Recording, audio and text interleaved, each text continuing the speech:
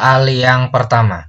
Disediakan dua magnet dan paku, siswa melakukan percobaan tarik-menarik kutub medan magnet. Komponen tujuan pembelajaran yang kurang dari hal tersebut adalah yang A. Condition, yang B. Behavior dan degree, C. Condition dan degree, D. Audience, kemudian yang E. Degree. Nah, yang tepat yang mana? Kaitannya dengan di sini ada tersedia dua magnet paku, siswa melakukan percobaan. Nah, ini kata kuncinya percobaan. Yang masuk jawaban yang tepat adalah yang E, degree. Nah, dari istilah-istilah ini kira-kira maksudnya apa ya? Kenapa ini bisa dijawab dengan degree? Nah, kita bahas ya. Audience itu artinya adalah peserta didik. Kemudian behavior itu merupakan tingkah laku atau perilaku atau aktivitas suatu proses. Kemudian condition itu persyaratan yang perlu dipenuhi agar perilaku yang diharapkan dapat tercapai. Nah, kenapa jawabannya degree? Nah, degree ini juga merupakan tingkat penampilan yang dapat diterima oleh siswa setelah melakukan rangkaian sajian proses pembelajaran. Jadi di sini ada kata percobaan, jadi masuk jawabannya adalah degree. Paham ya? Oke, lanjut ke pembahasan yang kedua. Media yang cocok untuk menjelaskan tentang banjir adalah A. Video, B. Gambar banjir, C. Potongan artikel di media cetak, D. Peta persebaran wilayah banjir, E. Berita perkiraan cuaca di televisi. Jawaban yang tepat yang mana? Yang tepat adalah C ya. Potongan artikel di media cetak. Nah, lanjut ke soal yang ketiga. Media yang tepat untuk mengajarkan kebutuhan ekonomi yang melonjak tinggi adalah yang A. Potongan artikel media cetak, yang B. Video di kanal YouTube, kemudian yang C. Tayangan berita di televisi, D. Daftar harga barang pokok terbaru, yang E. Buku paket.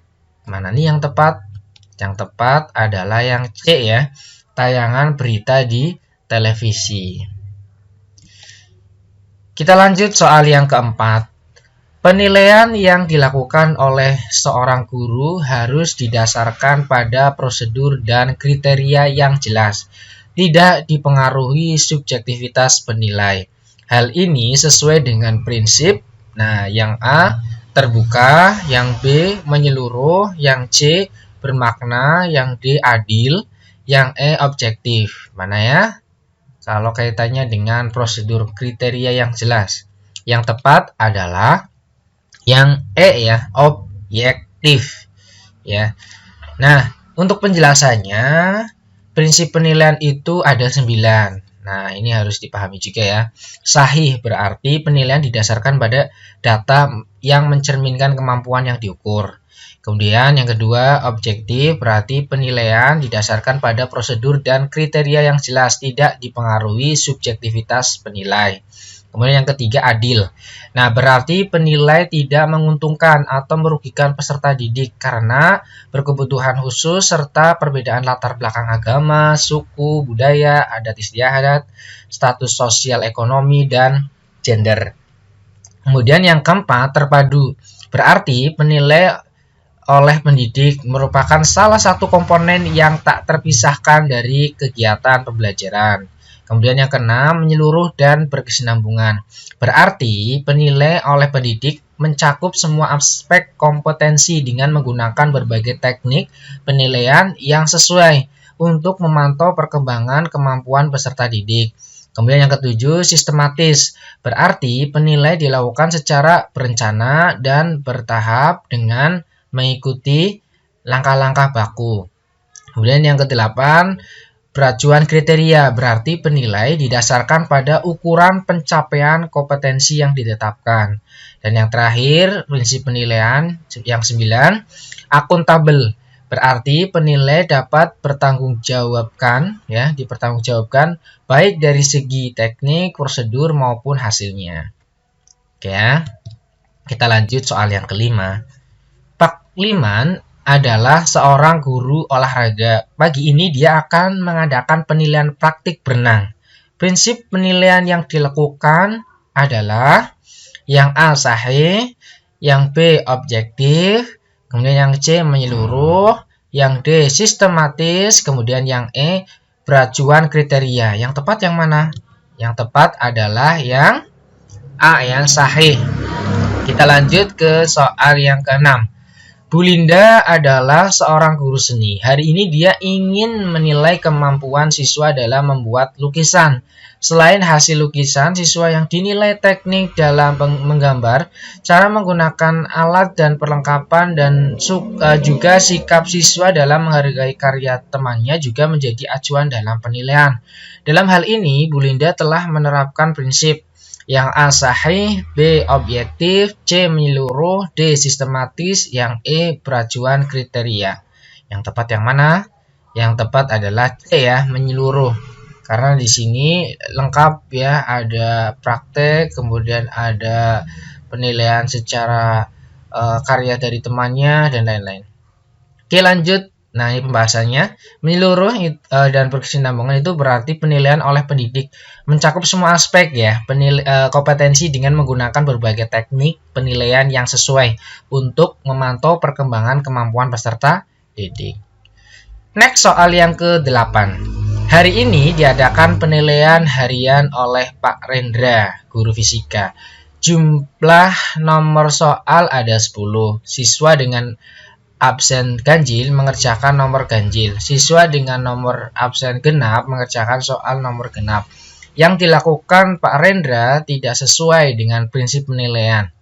Yang A adil, B objektif, kemudian C menyeluruh, D sistematis, yang E beracuan kriteria. Di sini membuat 10 soal. Nah, mengerjakannya absen ganjil mengerjakan soal yang ganjil.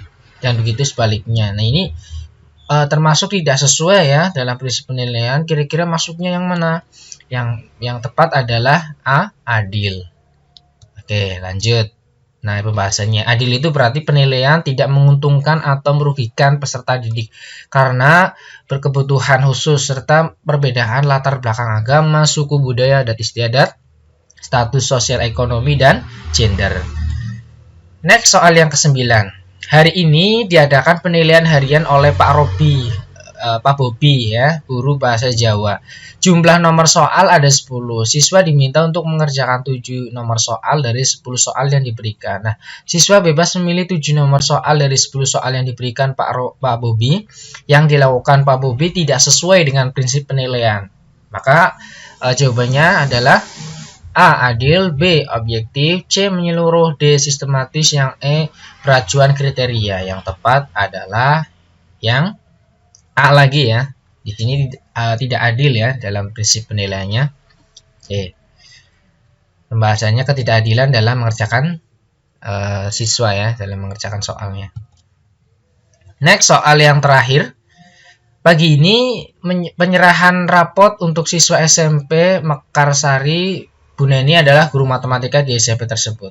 Saat sehabis pembagian rapot, tiba-tiba Bu Neni didatangi oleh orang tua murid sambil marah-marah dan menggerutu karena nilai anaknya jelek. Padahal menurutnya anaknya adalah siswa yang pintar. Bu Neni kemudian menjelaskan teknik, prosedur, dan hasil pengolahan nilainya dari nilai harian, PTS, dan PAS, serta nilai sikap siswa dengan buku catatan penilaian yang lengkap. Dan akhirnya orang tua siswa tersebut dapat mengerti bahwa nilai anaknya memang sesuai dengan fakta. Dengan demikian, Bu Neni telah melaksanakan prinsip penilaian yang A adil, B objektif, C menyeluruh, D sistematis, yang E akuntabel. Yang tepat yang mana? Yang tepat adalah yang E akuntabel. Nah, oke, demikian yang bisa saya berikan. Tetap optimis ya, dan semangat selalu untuk belajar. Semoga bermanfaat.